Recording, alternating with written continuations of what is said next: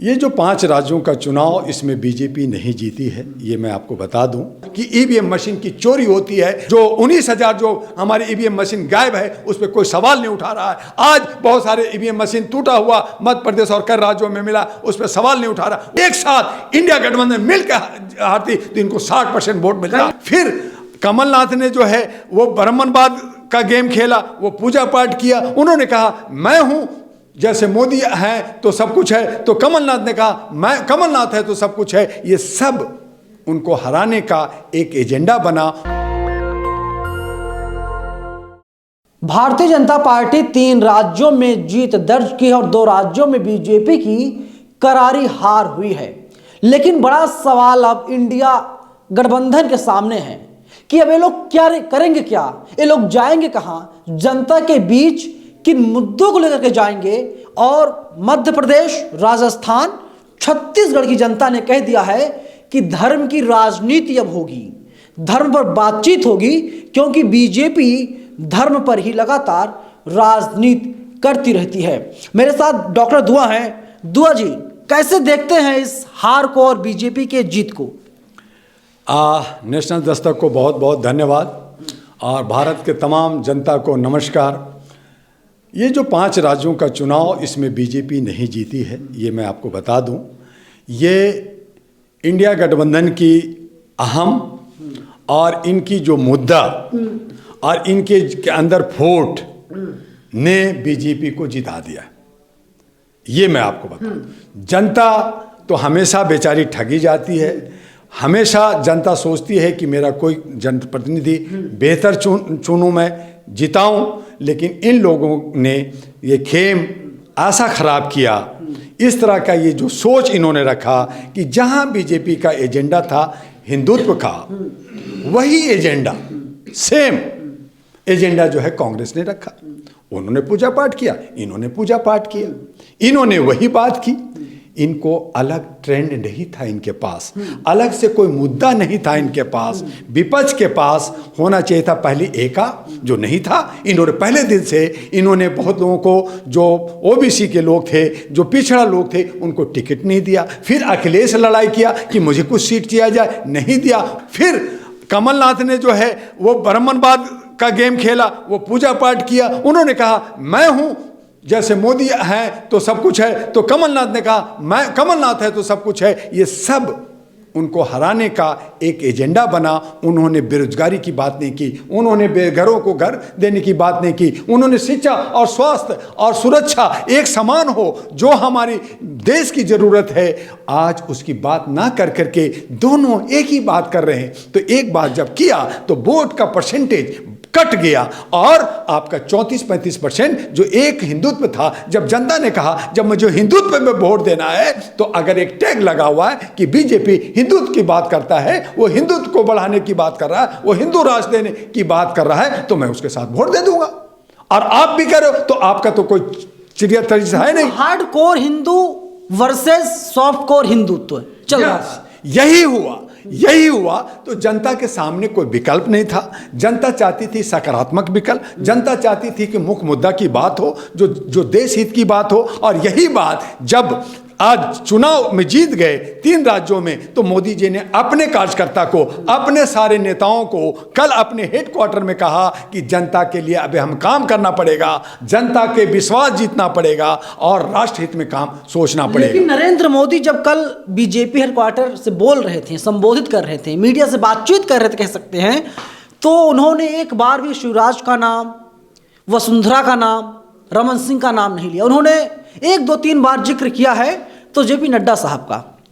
ये वो उनकी खूबसूरती रही है और उस पर काम किया है। ये जो है विपक्ष इंडिया गठबंधन को सीखना चाहिए कि उन्होंने पुराने लोग, जिन लोगों ने जयचंद का काम किया, जिन लोगों ने अपना अहम दिखाया, उनको औकात दिखाया गया। कांग्रेस और जो विपक्ष है ये पुराने लोगों को लेकर करके, ये दलाल लोगों को लेकर के, जयचंद लोगों को लेकर के, जो लोग जो सिर्फ जो है सत्ता के गलियारे में घूमना चाहते हैं, चीफ मिनिस्टर बनना चाहते हैं, भ्रष्टाचार में लिप्त हैं, आपने उन्हीं को सिर्फ मौका दिया। क्या आपके और लोग नहीं थे? क्या आपके नौजवान लोग नहीं थे? क्या महिलाएं नहीं थी? क्या दलित और शोषित लोग नहीं थे? आपने सबको दरकिनार किया और यही वजह है कि आपको हार मिला। और जनता ने आपको एक सबक दिया है कि आप जाग जाओ। अगर जनता के हित में बात नहीं करोगे, राष्ट्र हित में बात नहीं करोगे, एक ही मुद्दा लेके चलोगे, नफरत की, आप एक तरफ कहते हैं नफरत हटाओ, आप एक तरफ कहते हैं मैं 4000 किलोमीटर नफरत हटाने के लिए काम किया। हमारे जो पप्पू कहलाने वाले राहुल जी जो अब चप्पू चलाने लगे हैं, एक अच्छे नेता व्यक्तित्व उभर करके आ रहे हैं, जनता पसंद भी करने लगी है। 4000 किलोमीटर आप चले तो साउथ में आपको कर्नाटका मिल गया, आपको आज तेलंगाना उसी वजह से मिल गया चूंकि जनता ने आपको साथ दिया। लेकिन नॉर्थ इंडिया के लोग जहां पे राजनीति का बहुत ज़्यादा समझ और पकड़ रखते हैं, जहां पे आप नफरत खत्म करने की बात किया, वहां आप नफरत कर रहे हैं। आप भी मंदिर में जा रहे हैं, आप भी मस्जिद में जा रहे हैं, आपके नेता जा रहे हैं, आप भी ब्राह्मणवाद को साथ दे रहे हैं। मैं ब्राह्मण का विरोधी नहीं हूं। मैं कहा कि ब्राह्मण जो होता है वो ब्रह्मांड का ज्ञान रखने वाला होता है, ज्ञानी होता है। लेकिन आज वो ब्राह्मण जो बनिया बन गया है, मंदिर मस्जिद कर करके अपना धंधा कर रहा है, उस ब्राह्मणवाद के खिलाफ हूं। आज चतुर्वेदी 4 वेदों का ज्ञान रखता है, त्रिवेदी 3 वेदों का ज्ञान रखता है, द्विवेदी 2 वेदों का ज्ञान रखता है। लेकिन अगर आप चतुर्वेदी, त्रिवेदी, खान, पठान और ठाकुर रख कर करके आप बूझ कर आगे लेकर के चल रहे हो और आप भी कहते हो कि मैं बहुसंख्यक हूं, आप जो है अधिवेशन कर रहे हो, आप जो है कार्यक्रम कर रहे हो, पैसा 200 500 इकट्ठा करके खूब पूड़ी कचौड़ी खा रहे हो, लेकिन आपके बीच में से अच्छे सच्चे लोगों को, आपके जनप्रतिनिधि हैं जिनको साथ देके लामबद्ध होकर करके आप उसको जिता सको, पार्लियामेंट ले जा सको, ये औकात नहीं है। और यही वजह है कि बहुसंख्यक हार रही है और वो टुकड़े टुकड़े हो रहे हैं और ब्राह्मणवाद जीत रहा है। लेकिन सवाल यह है कि जिस तरीके से कमलनाथ ने अखिलेश यादव को, जो उत्तर प्रदेश के मुख्यमंत्री रह चुके हैं, उत्तर प्रदेश पूरे देश का सबसे बड़ा सूबा है, सबसे बड़ा प्रदेश है, उनको कहते हैं कौन अखिलेश? अखिलेश ये क्या अहंकार था, एटीट्यूड था, घमंड था, क्या समझा जाए? इसी को अहंकार कहते हैं। अहंकार भी कहिए, एटीट्यूड भी कहिए, घमंड भी कहिए। और उनकी जो है मानसिक जो एक बीमार हो गए, उन्होंने कहा कि अगर तो मैं जीत रहा हूं और चीफ मिनिस्टर बन रहा हूं, कोई मेरे सामने टिक नहीं सकता। तो जो इस तरह की अहंकार रखता हो उसका जो है अतिश्री होता है, उनका जो है नीचे गिरते हैं। और यही कमलनाथ ने किया। और कमलनाथ ने भी अगर ये कहा किया तो उनको जनता के हित में बात करनी चाहिए थी। जो लाडली जो स्कीम लेकर के शिवराज जी आए तो उन्होंने महिलाओं को लुभाया, जो भी किया, दे ना दे जो भी है, लेकिन जनता उस पर विश्वास की चूंकि वहाँ के चीफ मिनिस्टर थे। लेकिन आपने सिर्फ पूजा कर करके वही काम किया जो बीजेपी कर रही है। अरे धीरेन्द्र शास्त्री के चरणों में कमलनाथ पड़े हुए थे, आशीर्वाद लेने गए थे।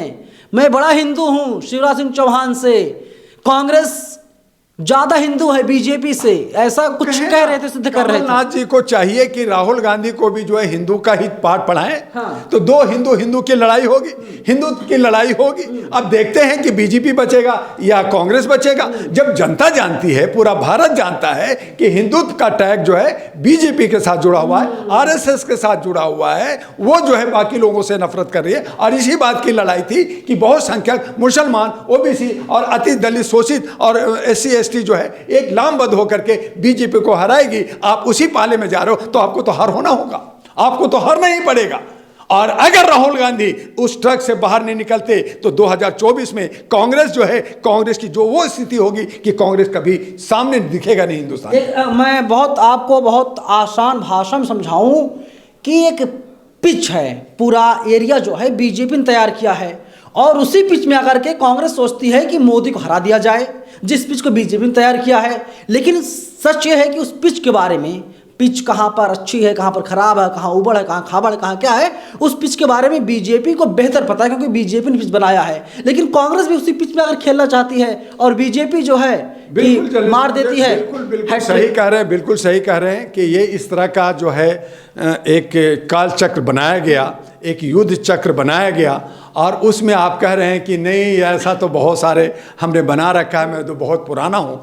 तो ये ईगो, अहम, ये घमंड जाता है। इसलिए मैंने कहा कि वीआईपी कल्चर छोड़ना होगा, उनको चटाई पे आना होगा, उनको ज़मीन पे आना होगा, हर कार्यकर्ता से बात करना होगा, नए नौजवानों को साथ लेना होगा, दिन रात मेहनत करना होगा। आप चुनाव के वक्त में तो बात करते हैं, अपने भाई बहन बात करते हैं, बाकी आपके नेता लोग कोई बात नहीं करता, और आप कहते हैं कि मेरी सत्ता होगी, तो कैसे होगा। दूसरा, सुबह शाम 24 घंटा काम करता है, अपने ट्रक पे है, वो ट्रक से बाहर नहीं हो रहा है, आप ट्रक बदलते रहते हैं, तो एक्सीडेंट तो होना जायज बनता है। लेकिन एक बात बताइए, क्या संभव सब कुछ कैसे है?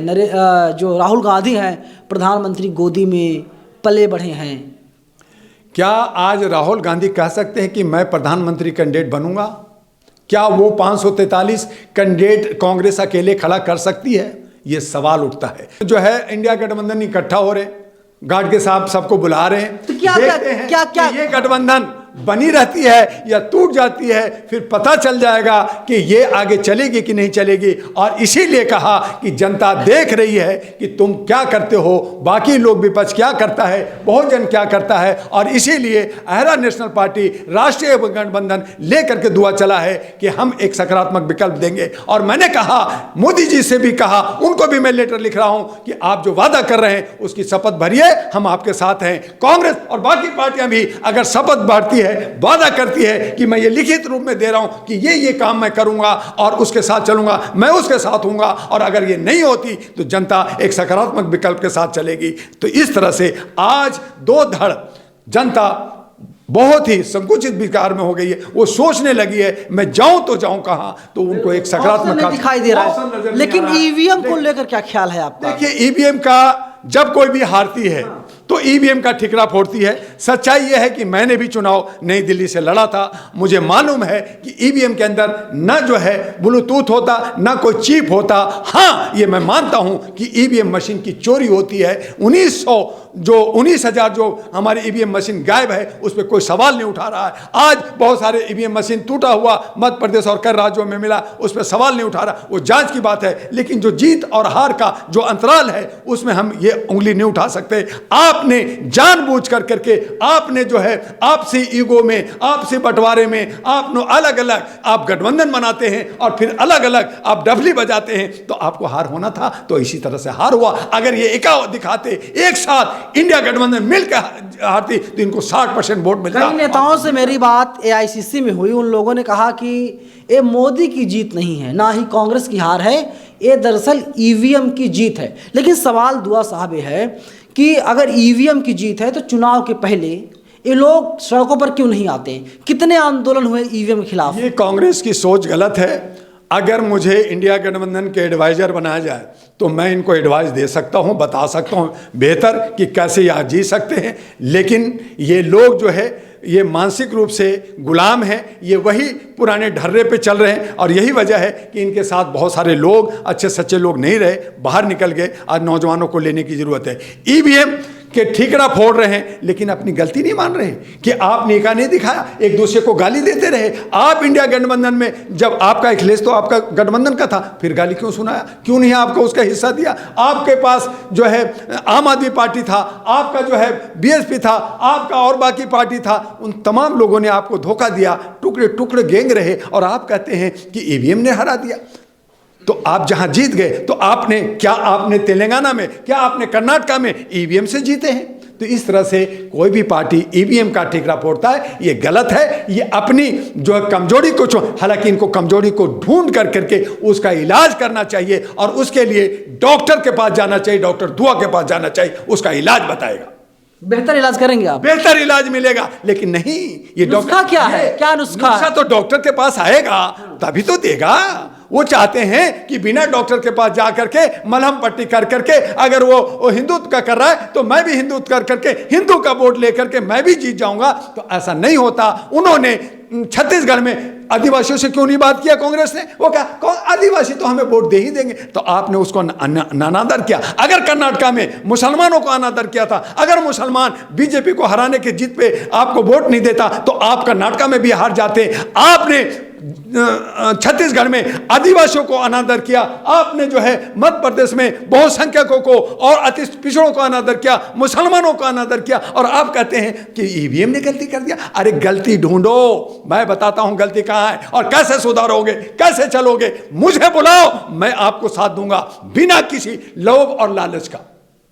फीस क्या लेंगे? कोई फीस नहीं है, फ्री में हम आपका इलाज करेंगे, लेकिन आपको चटाई पे आना पड़ेगा, मेरे साथ जमीन पे बैठना पड़ेगा। वीआईपी कल्चर नहीं, ऐसा नहीं चलेगा। अगर वीआईपी आप राजकुमार बन के रहोगे, आप वीआईपी दिखाओगे, हमें नहीं मिलना, हम तो राजकुमार हैं, हम तो राजा हैं, तो आप राजा बने रहिए। कल रंक बन जाएंगे, आपको कोई नहीं पूछेगा, तब पता चलेगा चड्डी का कीमत क्या होता है। बिल्कुल, और बड़ा सवाल यही है कि तमाम लोग हैं जो ईवीएम को एक बेईमान मशीन मान रहे हैं। तो मेरा सवाल उन लोगों से भी है कि डॉक्टर दुआ की बातों से मैं पूरी तरीके से सहमत हूं कि जब चुनाव होता है, नोटिफिकेशन आता है, तब आपको सड़कों पर आना चाहिए, चुनाव आयोग से बातचीत करनी चाहिए। राहुल गांधी या जो तमाम कांग्रेस के नेता हैं, क्या ये लोग बता सकते हैं कि ईवीएम के खिलाफ इन लोगों ने अब तक आज़ाद मुल्क में कोई बड़ा आंदोलन किया हो? और ईवीएम को लेकर कौन आया था भैया? कांग्रेस पार्टी ही ईवीएम के लेकर के आई थी, और अब आरोप लगा रहे हैं कि ईवीएम के जरिए बीजेपी चुनाव जीत जाती है। तो क्या मान लिया जाए तेलंगाना में कांग्रेस पार्टी भी ईवीएम के जरिए ही चुनाव जीती है? कमेंट बॉक्स खुला हुआ है, आप लोग हमें अपनी राय जरूर बताइएगा। कैमरा पर्सन बॉबी के साथ मैं नवीन कुमार नंदन, नेशनल दस्तक, दिल्ली।